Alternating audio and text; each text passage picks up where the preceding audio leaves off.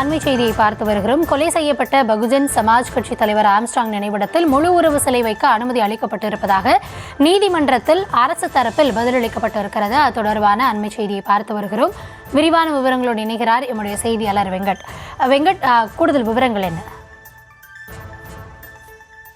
வணக்கம். பகுஜன் சமாஜ் கட்சி தலைவர் ஆம்ஸ்ட்ராங் நினைவிடத்தில் முழு உருவ சிலை வைக்க அனுமதி அளிக்கப்பட்டுள்ளதாக சென்னை உயர்நீதிமன்றத்தில் அரசு தரப்பில் தெரிவிக்கப்பட்டிருக்கிறது. பகுஜன் சமாஜ் கட்சியின் தமிழக தலைவர் ஆம்ஸ்ட்ராங் கடந்த ஆண்டு ஜூலை 5ஆம் தேதி வெட்டி படுகொலை செய்யப்பட்டார்.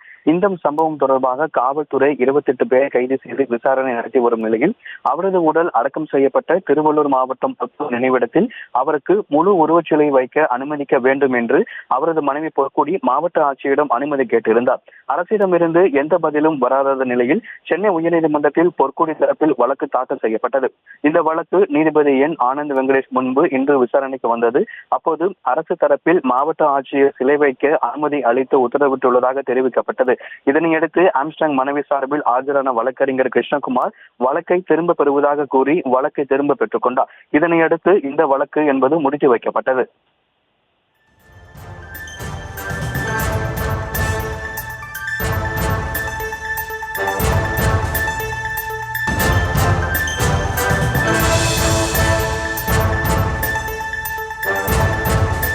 விவரங்களுக்கு நன்றி வெங்கட்.